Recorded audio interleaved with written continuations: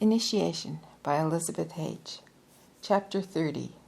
The Future and Sunrise. A long new period begins in my life.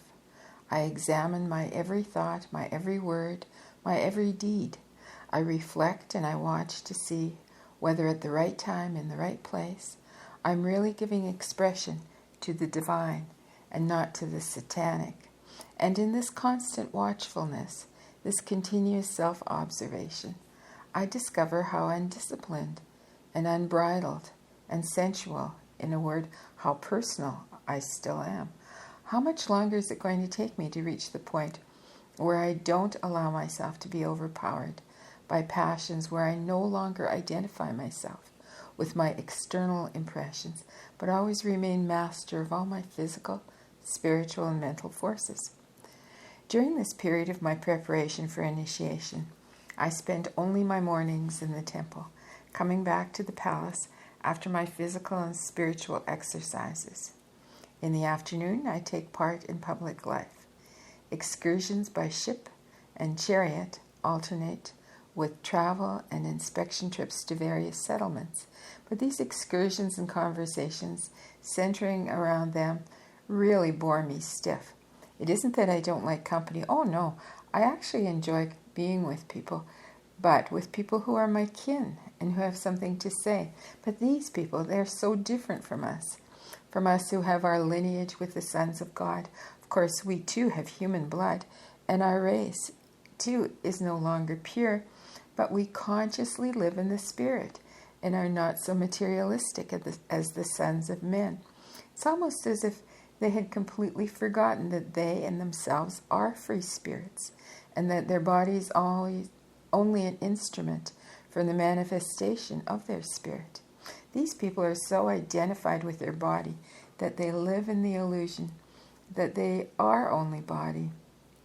When their body needs food, they believe they want to eat. They are hungry, and instead of taking in food under the watchful supervision of the spirit, they act as if they themselves were eating rather than merely being observers and governors of their body. They eat just as greedily as animals. I watch them during feeding time, and I often feel like turning my head away, not to see their beastly behavior. I too let my body eat with good appetite. I too supply my stomach and digestive organs with pure forces, getting all the taste of the food I eat so that my body can absorb all the precious forces in the food. But how could I identify myself with this? Myself can't be hungry, since the self is not matter, but the master of matter. It's true, my consciousness receives a message from my body to the effect that it needs nourishment, and I'm aware that this message comes in the form of feeling hunger. But the self in me neither eats nor drinks. How could I forget, even for a moment, that these functions are only necessary in order to maintain the body in health? The only thing myself really has to do with all this is observe watchfully and control what enters the body. I can never understand how people after eating like beasts can say something like, "My, but that tasted good to me." To whom did it taste good? Don't such people know that it tasted good to their palates? These poor people are such slaves of their physical desires. We simply don't understand each other. And another thing, these sons of men go hunting for wild animals using their intelligence to kill innocent animals, and they're even proud of it. They should be ashamed. These people are worse than the animals they hunt. Animals only kill because of hunger, but people kill for passion's sake, because killing, war, and hunting give them pleasure. But Father says that people are still undeveloped, and we mustn't judge them by our own standards. Another thing these people attach endless importance to is their family tree. When a person has one ancestor more from the lineage of the sons of God than someone else, he mentions it as often as possible, shows contempt for others with less brilliance in their ancestry. That's why they pay so much attention to the family a daughter is descended from, and the family a young man she marries. How ridiculous, as if they didn't know that earthly life is only a journey between being born into the body and leaving it at death, whereas the self is the same in every living creature. Only the body can have a lineage. The level on which a person stands is determined only by their level of intelligence. When I'm among these people, I feel as if I were among the dead. They lie to my very face for the simple reason that they are not able to read my thoughts. They believe I can't see theirs either, and that I don't know that their thoughts are very different from what they say. They don't realize that a lie creates a kind of isolation around them and develops a dark shadow like smoke in their radiation. And this dark splotch is not only ugly, but it smells bad. My pet lions are quick to smell the foul scent of these liars. Whenever one of them comes near, they start to wrinkle their nose. They get up and give the person concerned a contemptuous glance, and then they stalk off majestically. But with no such easy way to defend myself, I have to keep on talking with such people, just as if I didn't clearly see their hypocrisy and even smell it. It's much more pleasant to be alone with my father. He has a charming house. He's had a charming house built for the two of us in a shady garden by the seashore. Whenever he has some free time, we go there by boat on the Nile, taking only a minimum of servants, and this gives us magnificent rest, coupled with deep enjoyment of the endless sea and the peace of each other's company. Father and I both love the sea. That's the great mother of the earth. With childlike devotion, we're both of us so very happy in our little house by the seashore, and our life there is closely linked in many ways to the sea itself. Here we experience perfect liberty, immortality, eternity. We take advantage of every opportunity to be close to the sea. We go for walks together along the seashore. We go looking for mussels. Sometimes we even take a little boat out and row quite far all by ourselves. There's an immensity about the beauty of the sea when the air is calm and the water beneath us is as smooth as a mirror. But there's something just as grand about being out among the waves when the wind's blowing them high and we feel all the exhilaration of being hoisted skyward by one crest after another and then sliding down into the trough of the next. We strip off our clothes, we jump into the cool water, and we swim about our boat. Once, after such an invigorating swim, we were sitting on the beach, and I asked Father, how is it possible that people can be so blind to their spiritual truth? What's going to happen to this world when the government gets into the hands of the sons of men, as Ptahhotep once told me it would? I'm frightened even to think of the consequences of dominions passing into the hands of self-seeking people obsessed with a craving for power. I'm beginning to be able to sense what's coming in the future. My exercises in the temple are awakening my inner sight, and my powers of clairvoyance are growing from day to day, but I still don't see anything as clearly as Ptahhotep and you. For a long time, Father sits looking out over the water. Finally, he says, yes, the earth must go through a very difficult period for many thousands of years. As you already know, the pure-blooded sons of God all departed from this earthly plane long ago, and their sons who have been born as a cross between the two races but still carry within them the possibility of perfectly divine manifestation are also gradually disappearing from the face of the earth. In order for the higher powers to be propagated through hereditary channels, when the pure-blooded sons of God have already departed from the earth, their sons who had inherited their abilities from their fathers and who had achieved initiation again took daughters of men as their wives, and this went on for generations until this intermarrying had penetrated into all levels of life in both races. But as long as the waves of creative force are moving in the direction of further materialization, the earthly element always plays the dominant role in heredity. For this reason, less and less descendants of the sons of God with their original elongated cranial form and their capacity for manifesting higher abilities are being born on earth. Nevertheless, in accordance with the laws of heredity, this continual intermarrying has made it possible for a pure-blooded Son of God to reincarnate himself at any time, even in the darkest, most materialistic period in human development. For the time is coming when only people with short heads will be born and will move into positions of ruling power over the earth. Even here in Egypt, they won't have the spiritual vision and wisdom of the present dynasty that has come down from the higher race. Instead of governing their people with selfless love, they will rule only with intellect, with blind, crude craving for power, and with unmitigated selfishness. As you know, the continual intermarriages between the sons of God and the daughters of men have gradually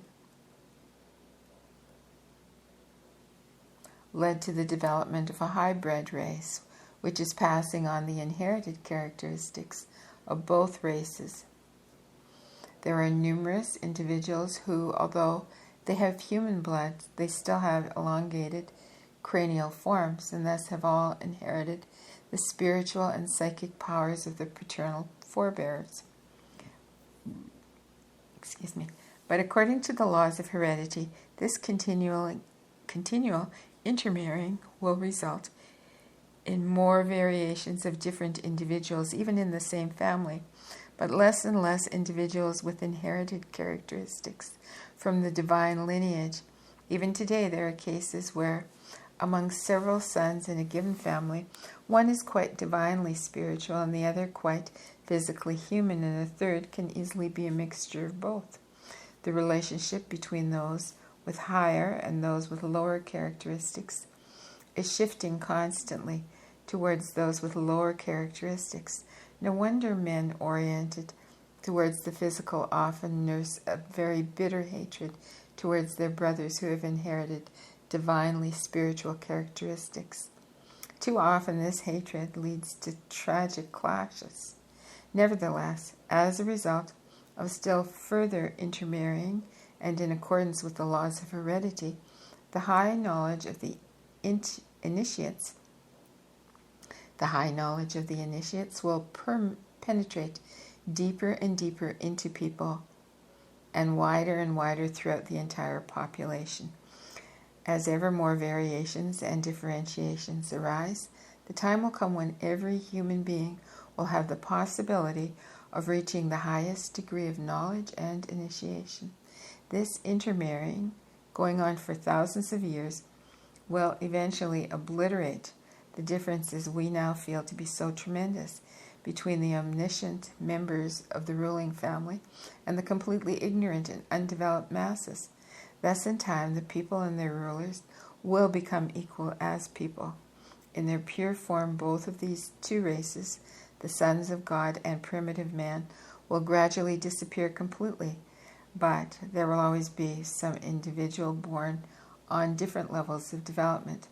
In some of them, the inherited characteristics of their divine ancestors will be manifested to a greater degree, while in others, the primitive human characteristics will be dominant. In this way, everyone will have characteristics inherited from both sides. The races will be so thoroughly blended that people can no longer distinguish by racial characteristics, but only on the basis of traits and abilities. Generally speaking, people with higher abilities will have exactly the same cranial form as other people, but will still stand out above the masses as great scientists or artists, philosophers or mystics. Both the elongated head form of the sons of God and the short, ape-like head of the primitive man will have disappeared completely. In the hybrid race, the brain and the nerve centers serving the manifestation of higher spiritual and psychic abilities will be in an undeveloped, latent state for many thousands of years. Accordingly, people's heads will be roundish in form. On the other hand, people in this hybrid race will develop extensively the brain centers serving the intellect, and their future generations will thus have high arched foreheads. Just as the waves of spiritual force emanating from the higher race will reach larger and larger numbers of people as a result of this intermarrying until they reach the people of the lowest level and make it possible for them too to have knowledge, in the same way worldly dominion will pass into the hands of people on lower and lower levels. In their ignorance, of course, they will first destroy the great divine cultures which the sons of God have built up in various parts of the earth. Only a few remnants and ruins of the great buildings and monuments that we have today will be left as silent witnesses to tell of the knowledge, the wisdom, the goodness, and the beauty which once reigned on earth. As time goes on, people will only know through their legends about the omnipotence and omniscience of the great white magicians and the initiates. But since these people will be ignorant themselves, they'll go along for thousands of years believing in their pride and arrogance that these legends are only fairy tales. Excuse me. The continual hybridization progress going on between the two races has created a kind of ladder of development on which even the lowest level of primitive man can climb upward. Animal-like people themselves are nothing else but pure spirits which have fallen down into matter and which, having lost their divine consciousness in matter, are no longer aware of their high parentage. In order to give them the possibility of regaining their consciousness on the highest planes, the sons of God made the great sacrifice of putting their strength into marriages with daughters of men. With these marriages, however, they've anchored themselves in the material world and are obliged to go through the whole development process up to the complete spiritualization of the earth in the capacity of helpers, some of them in human reincarnations and some of them in bodiless spiritual state. The level of the ruling class will sink lower and lower, and the dominant power will shift from one country to another. Continual wars raging on earth will lead to ignorance, poverty, and misery. The last initiates will refuse to turn over to these people the devices and equipment through which they control the forces of nature and the tremendous creative forces that operate in secret. Before they leave the earthly plane for thousands of years, they will destroy all their instruments. One of the last initiates who will come forth out of a different people from ours, but who nevertheless grow up here in Egypt and receive initiation, will salvage one such instrument, taking it with him out of Egypt, and for a time the priests of this people will be able to keep the secret. But the time will come when the last initiate will have to leave the earth, and he will destroy the last instruments. He will have to do it to keep the ignorant sons of men from destroying each other and themselves through a chain reaction. Whole continents, again, purely as a result of their passion for power and possessions. The destruction which once overtook the home of the sons of God must never be repeated.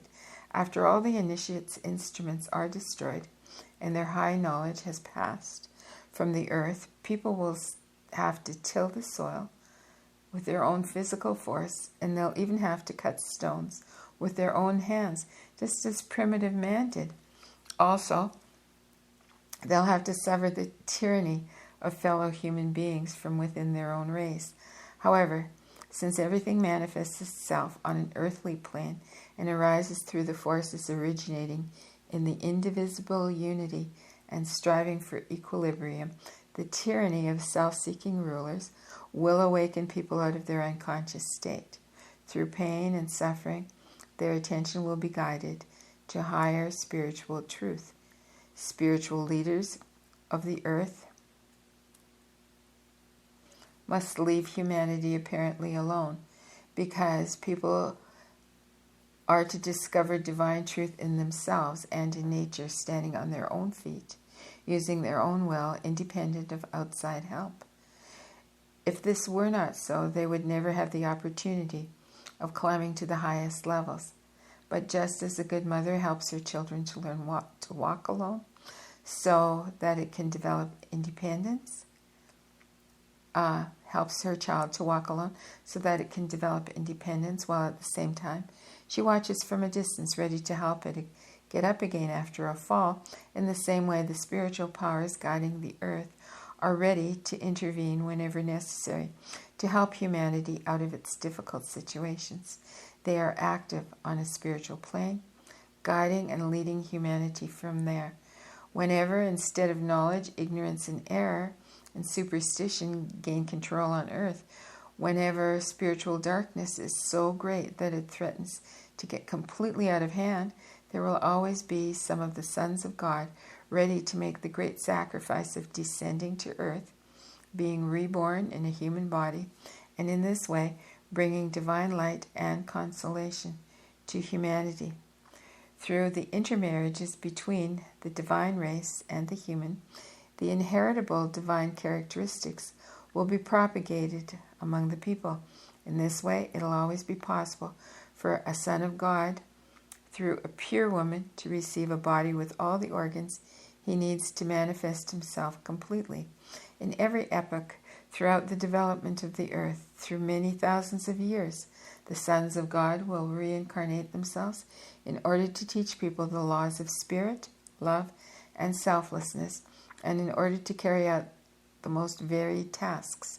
Even though dominion will rest in human hands all over the earth, there will still be some rulers who will reign with wisdom and justice and build up high civilizations on earth, or at least in parts of the earth.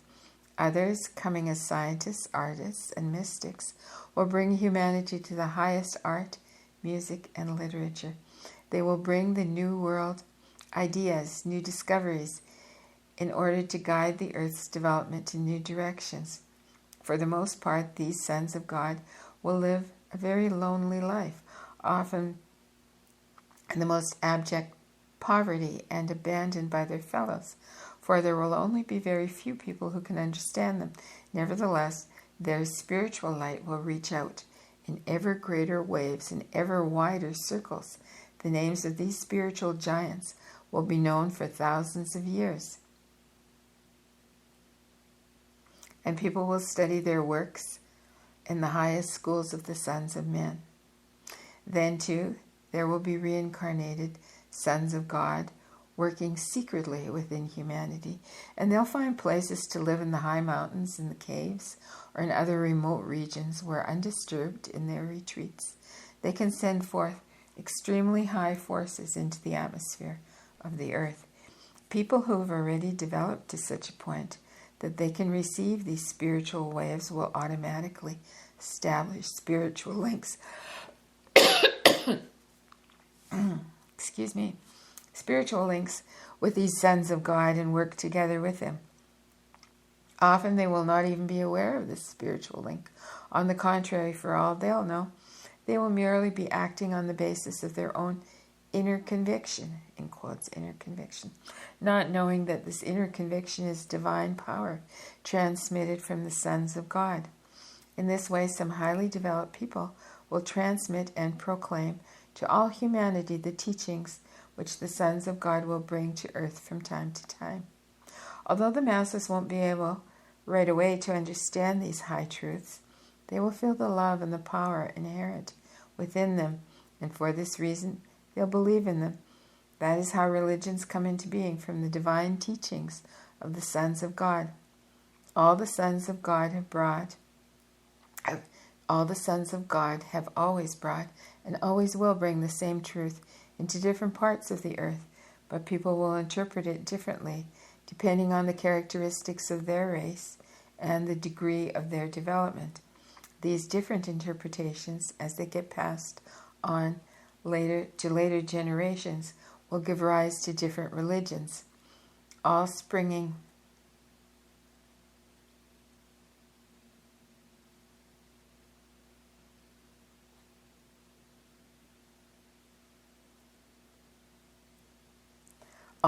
from the same truths. One and the same Son of God one and the same Son of God will reincarnate himself at different times and in different places of the earth in order to proclaim the highest truth to humanity. And from the same truth, proclaimed by the same Spirit, people in different parts of the earth will develop different religions because of such differences arising.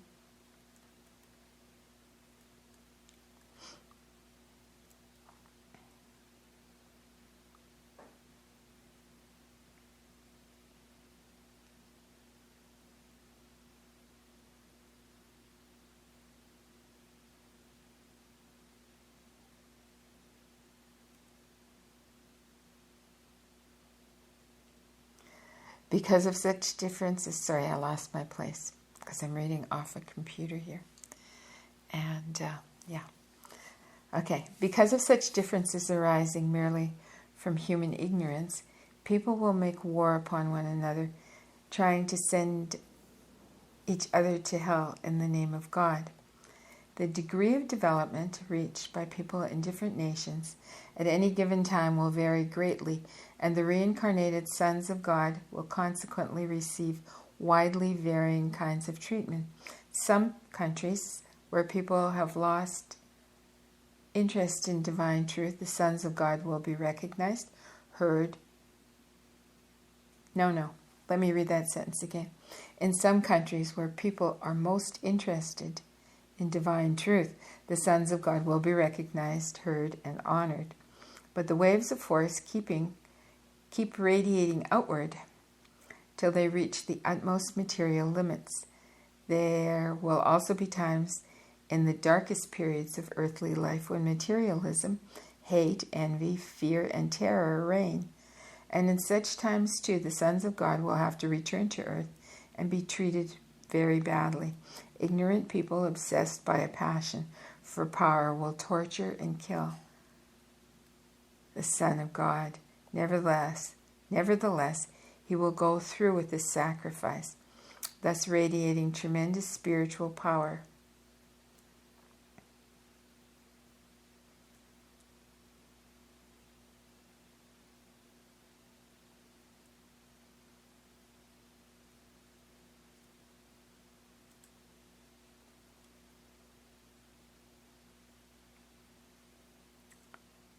The spirit in people will the spirit in people will awaken and vanquish the darkness in their soul. Little by little, the face of the earth will be completely changed. From the utmost material limits, the waves of creative force will then flow back again, ushering in a new period of upward development. People will have more and more opportunity to cooperate with the sons of God in the great divine plan for the salvation of the earth, and as time goes on, they will manifest more and more spirituality. Then masses of people will be reincarnated who were once incarnate in the divine race, but who either could not pass their tests for initiation and died during initiation, or later fell after having become initiates. They will again be conscious of the knowledge they once had, and while people will still be killing each other in some parts of the world, there will be a constant growing group of people receiving and transmitting the radiations of the sons of God and preparing the new life of the Spirit. The people descended from the lower race will also gradually climb up to the higher levels. First, they'll only be able to grasp with their intellect that they are capable of better things, and that they could live much more happily on earth without killing and enslaving each other. The higher humanity climbs, the more materialistic and passion for possessions will lose their grip on people's lives. Little by little, the passion for conquest and power will decline, and instead of using their strength to fight each other, people will use their abilities to harness the forces of nature. In this way, they will discover, step by step, that they don't need to earn their bread through dull, difficult drudgery, and that they don't need to water the earth with the sweat of their brow, and that by activating their higher nerve centers they can command the forces of nature. Thus, the earth will gradually come back under the dominion of the higher waves of force, and people will not only be able to understand with their intellect, but also to experience and realize the highest divine truths. In this way, civilizations will develop again. As long as a person identifies himself with matter, with the earth, his consciousness is linked with the earth in a state of identity. He is earth. Consequently, when his body loses its usefulness and dies, he dies too. That is, his consciousness ceases and falls into a latent state. And that's what people call death. But the situation is just the opposite with a spiritual, reawakened person who stands above matter during his physical life. For him, the fact of being born into a body is death, whereas the death of the body means his awakening, resurrection, life. When people cease to identify themselves with their body or to express the matter symbolically, when they cease to eat of the fruits of the trees of knowledge of good and evil, manifesting only the right half of the tree of knowledge and leaving the left half of the tree in the unmanifested state, they will live in a paradisical state in themselves and as children of the earth. This is the stage of development humanity must reach. It will be a long struggle until the earth reaches this plane of existence, but spiritual forces gradually penetrate even into the most isolated heart, and in the course of further thousands of years, the earth will again be transformed into the promised land. Sometime in the far distant future, the salvation of the earth will be accomplished. Father stops talking and looks out over the sea for a long time, as if he'd been reading the future there. Father, I ask you, will you and Ptahhotep take part in this great work? Will you too be born again for tasks on earth during the eons and eons to come? And how about me, Father? What's going to happen to me? I often see other people's future very clearly, but when I try to see my own, there's only a curtain of mist before my eyes, and I can't see into it or through it. Father shoots me a very strange glance at this question. Then, putting his arm around my shoulder, drawing me close, he gives me his answer. I'll be reincarnated a number of times in earthly lives because, through my marriage with your mother, I've put my roots down in the plane of matter, deeper than would normally be appropriate for one of our spirit. But Ptahhotep has never departed from his spirituality and never identified himself with his body.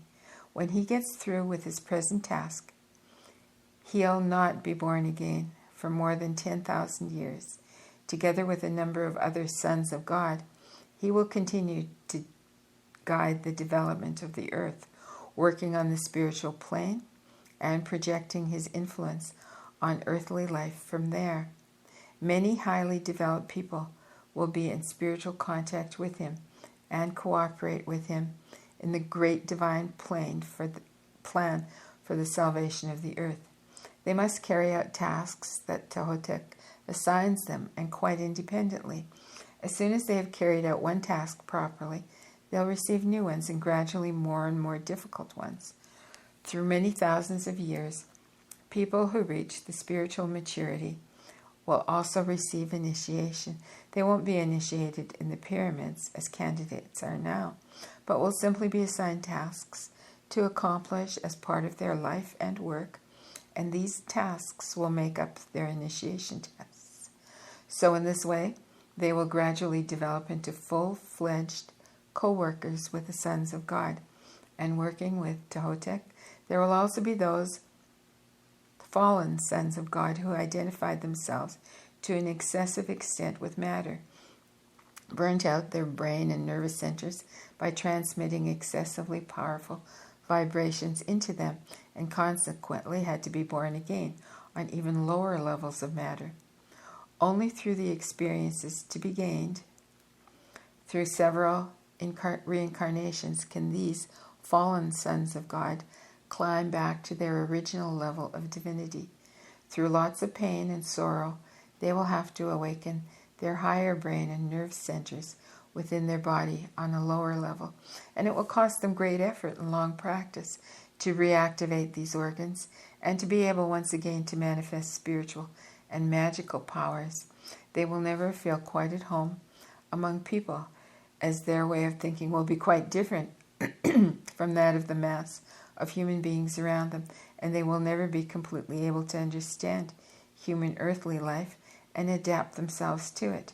They will be strangers traveling through life alone, misunderstood, always regarded as somewhat queer, and for the most part, as I've already told you, they will have the task of teaching people science, art, and literature, and bringing new ideas to earth. By some people who understand them, they will be respected and revered, while others are forced to recognize their high gifts, and they will be the objects of envy and hate. Through long suffering and many sorrows, these fallen sons and daughters of gods will be awakened from their material dream. They will rediscover their relationship with their lost brothers and reacquire their lost cosmic consciousness. Then they too will work together with their brothers within the great divine plan, and proclaim divine truths on earth. I then ask, Father, you said that the sons of God will gradually disappear from the face of the earth, and that people, even though not yet awakened on the spiritual plane, and consequently self-centered entirely in the physical plane, will get control and dominion over the affairs of the world. In that case, how will the people be able to control the lions? These marvelous animals are so extremely sensitive that they don't tolerate the selfish sons of men in their vicinity. Even now, on their animal level, they are a manifestation of the highest power, the sun power, and they live and they move in harmony with the sun's vibration. They respond to courage, honesty, love, and have such fine nerves that they simply can't tolerate low-level radiations. Whenever anyone approaches them, they know immediately whether he's coming towards them in a spirit of love or in a low attitude of fear and passion for power. That's why they hate the selfish, power-hungry sons of men. And if what you say is going to happen, how will lions ever be able to serve the sons of men? I just can't imagine it, Father. Your imagination is absolutely right. If it doesn't show you a future picture of lions serving mankind, it's quite true. People won't be able to keep the friendship of these wonderful animals. With lies and petty words, selfish and ignorant people can and often will deceive each other, but never the lions. Animals pay no attention to appearances. They see only the truth because they themselves are true. Lions will cease to be domestic animals, withdrawing into the wilderness far away from people and living a wild life of their own. But Father, what animals will people use to pull their chariots? Oxen and asses are much too slow. Father smiles. There are places in the world even now where a splendid animal related to the zebra and the donkey is working in the service of people. What's more, the time will soon be at hand when the same animal will begin to be used in our country in the place of a lion. Remember, our government means peace. We keep order and prosperity throughout the country by means of wisdom and love. So, for the present, we have no reason to fight each other. But when my day of governing is over, a ruler from a different family will come and found a new dynasty, and with a much higher proportion of human blood in his veins, he will not be satisfied merely to rule with wisdom, but will also set out to conquer neighboring countries. The time is coming when the power of our country will no longer be based on knowledge and selfless love, but on cold, crude brute force, and the good, the true, and the beautiful will be shoved into the background. Then this zebra-like animal will play a great role in the life of the world. It is an obedient animal, and even if it isn't as strong as the lion, it has the advantage of willing participation with people in their wars, something no other animal would do without becoming wild and dangerous itself. But in the course of some more than thousands of years, people will progress to the point of discovering how to make their chariots go without animals. All the secrets of creation were known to the high race of the sons of God. They knew how to liberate their vehicles from the gravitational force of the earth and how to guide them with the power of thought. They left many sketches and drawings of these vehicles, which were able to fly because of their lack of weight. And some of the sons of God preserved these sketches on specially treated palm leaves, taking them away to another part of the earth where their original homeland was destroyed. Some initiates are still guarding them today, and they will continue to be guarded for some 6,000 to 8,000 years to come. By that time, people will have discovered quite different methods for moving their vehicles on the earth and land. To be sure, not with the power of thought. For this reason, their systems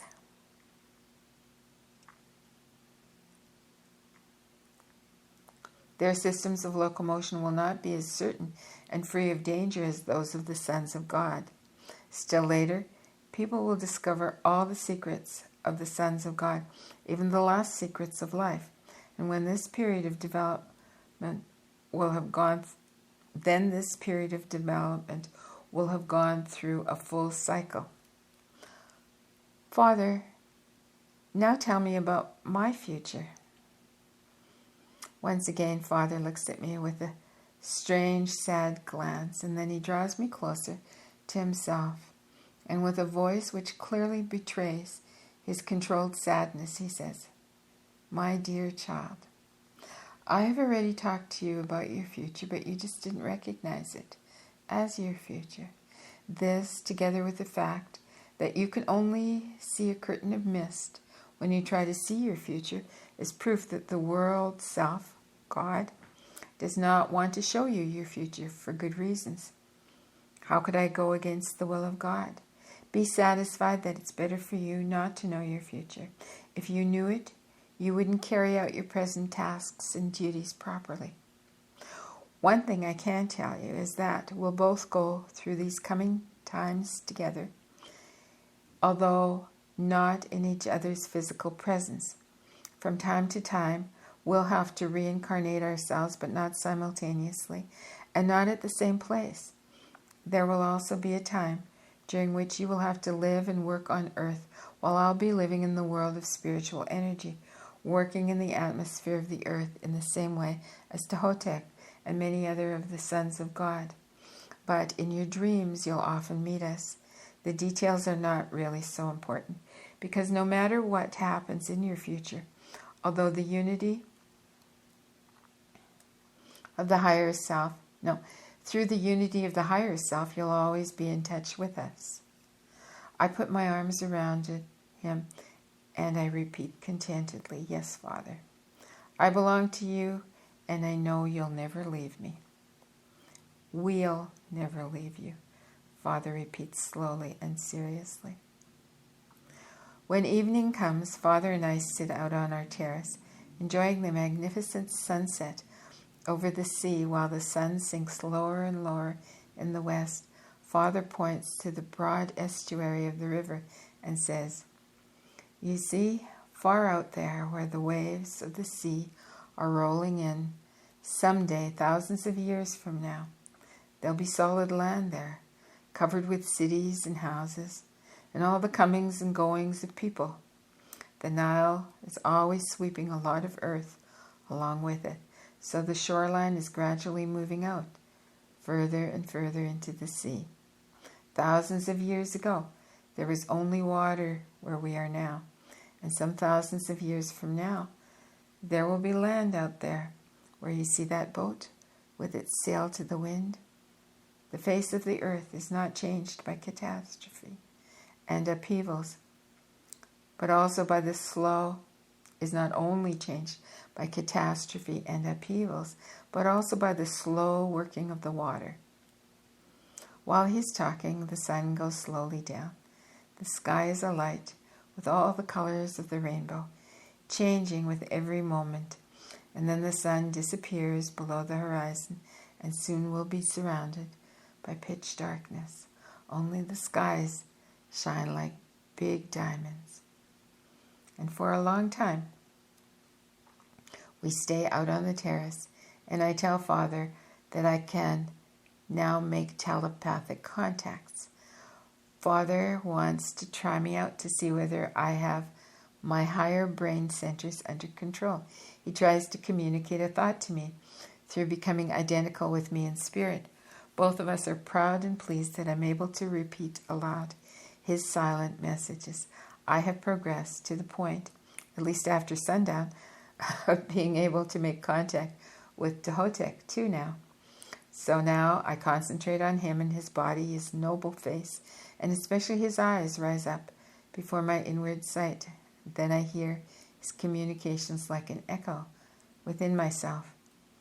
I hear his familiar and dearly beloved voice, as if it were my own inner voice. And then the picture of him within me slowly fades, and I realize that he is isolating himself from me. He is concentrating on something else. Suddenly, I feel in the mood to try to contact Ima too. And as I concentrate on him for a few moments, a picture of him appears in my consciousness. I see him, his angelically beautiful face, and I watch him smile and tell me without words that he understands me and that he's very happy about my progress. Oh, dear Ima, I always feel his brotherly help and love within me. Early in the morning, we're out on the terrace again for sunrise. If anything is even more beautiful than sunset, it is still dark and the sky is a deep blue, almost black. Suddenly, almost without warning, the upper rim of the sun appears, and with it a magnificent reddish-purple color, suffusing the whole vault of the sky until it's all aglow. This is followed by a gorgeous interplay of colors, all kinds and shades and tints, from the brightest flame yellow all the way down to the deep, dark blue. Seeing the firmament alight with the handiwork of God fills my soul with ineffable joy, and a feeling of infinite peace and well-being fills my body with a new vital force. How often I admire the sunrise from the terrace of our little house. Pure joy and delight feed the very depths of my soul, and my joy is all the greater because when we're here, Father belongs to me alone. Here he is not the Pharaoh, only my Father, my friend and companion.